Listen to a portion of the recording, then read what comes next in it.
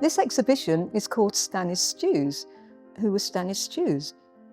Most people won't know that the college was started in 1903 by Margaret Stansfeld, and she had just 13 students.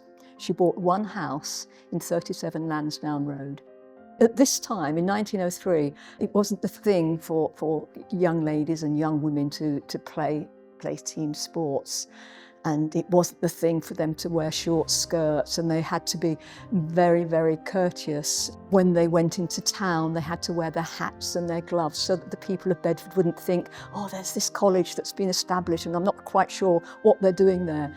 So they did go into town, and all the local people, they thought, who are these people? And they called them Stanny's Stews, and from then on, they became Stanny's Stews. I think my role in the exhibition has been in helping to channel the creative members of the team towards making decisions about which photographs we're going to include. Bear in mind there's over 5,000 pages of photographs that have been scanned since it all began, I think in 2005, I think it was. So 20 years of scanning of these photographs, and there were so many to choose from, and editing them and cutting them down so that Andrew could then make the decisions about how to show them here at the exhibition, I think was challenging. So I like to think I made a good play for the photographs that I loved.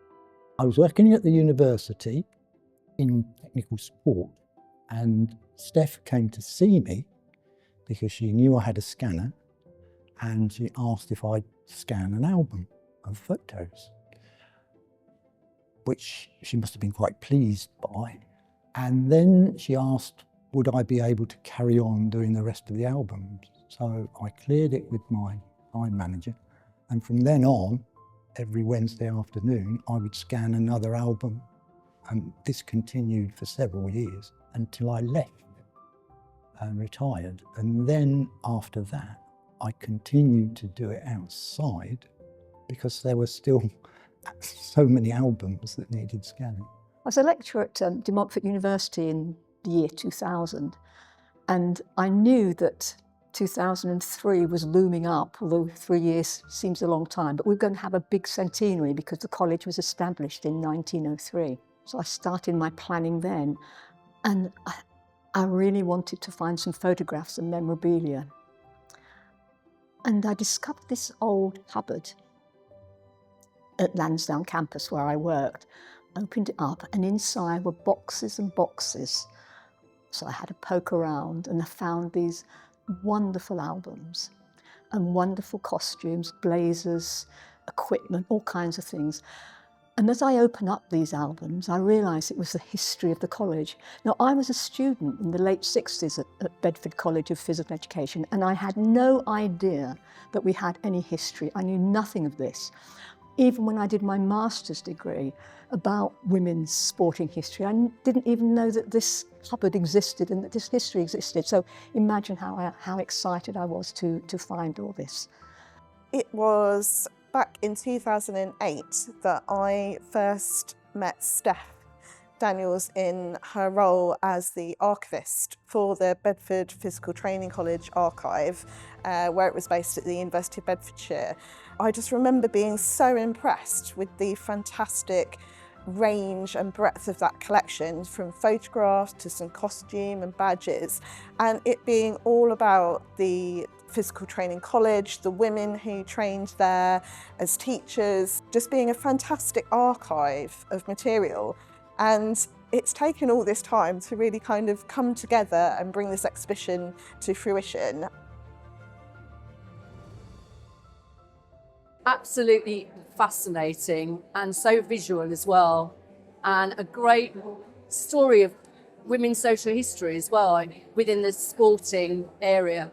And it's such an important time where women were trying to get the vote, and that's where it started.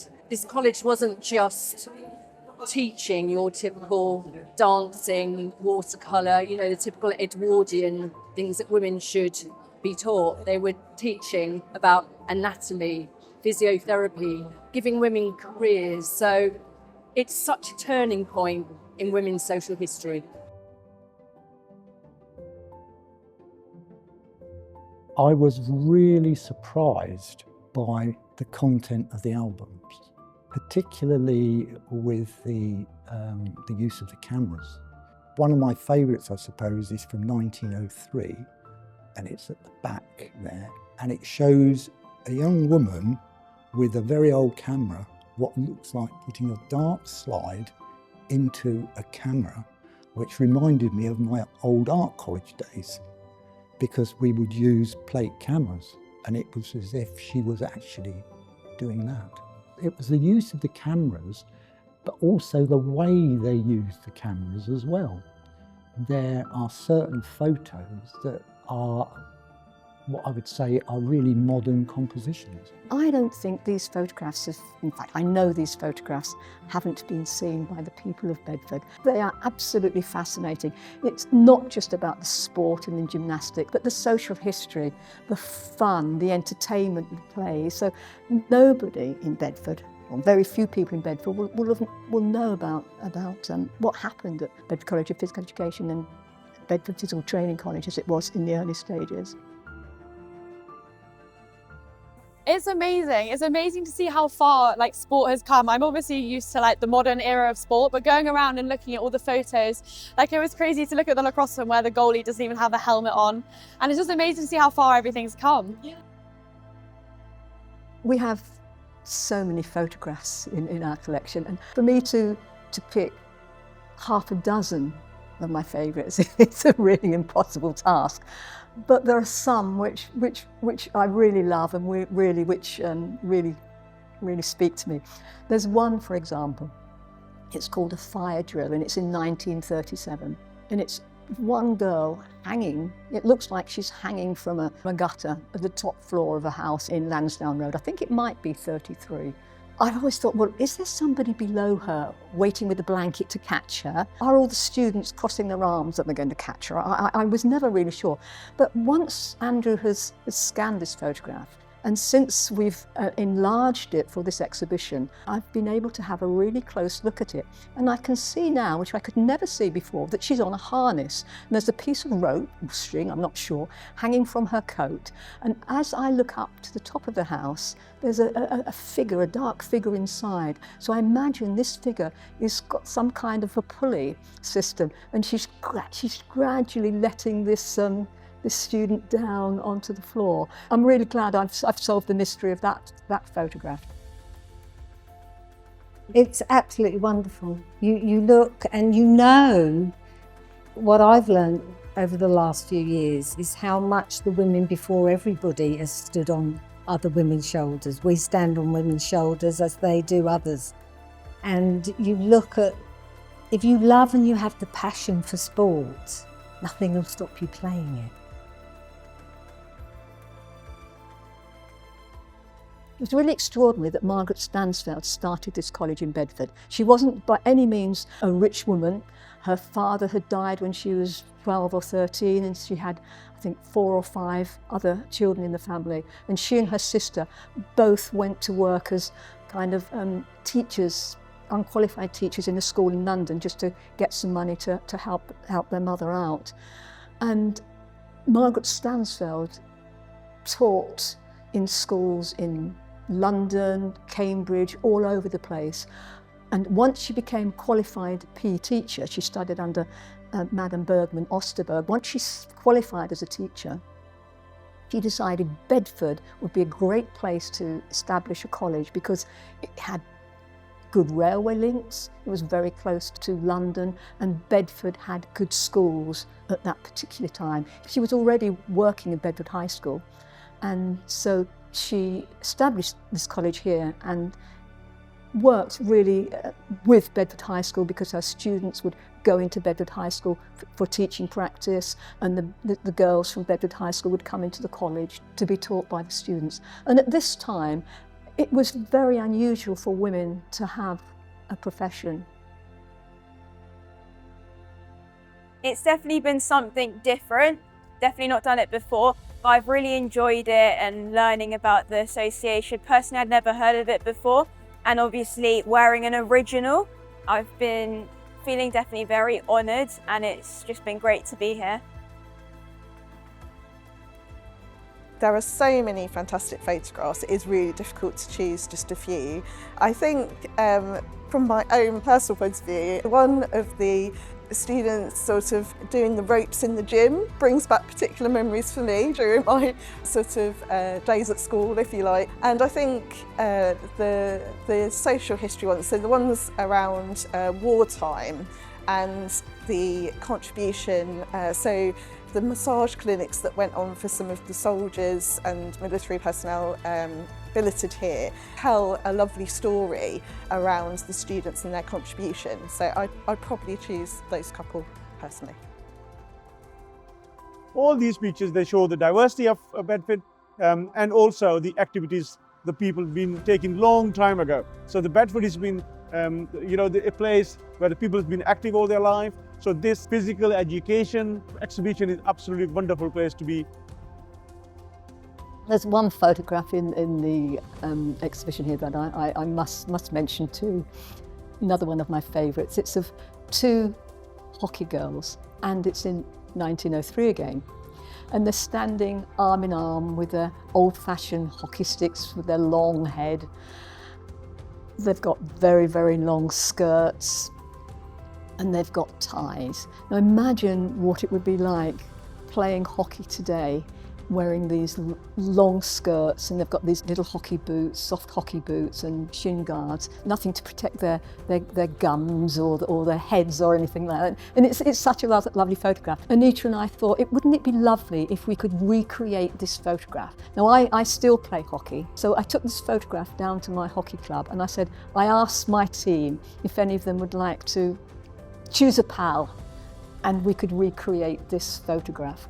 So this is what we've done with my last year's sevens team. We all got together and we had fun in recreating this photograph. Oh, it's brilliant. I mean, the photography is amazing. You know, I couldn't believe that some of those photos are from 1908, which is fantastic. Yeah, I recommend anybody to come and see them. They're just a great timeline of women's sport.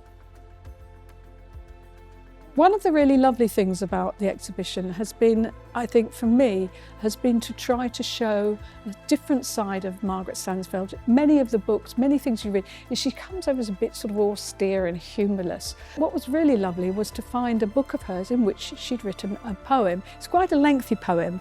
Part of it says, "Each child has its fairy godmother and its own soul. It is to live in a nutshell and to count yourself the king of infinite space." Now, somebody who's unemotionless doesn't take the time to write a poem like that in their own book. And I think it really reveals the care Margaret Stansfeld had for children, her concern for them to be fit and well, for people as well. But she particularly wanted to turn out women who were great teachers of children. And I think that that's a real tribute to the kind of person she actually was. I've known Lansdowne Road for the past 40 years. I've seen the changes. I've seen the way that we kept Plantation Park and the tennis courts. And I know how much that means to the college as well.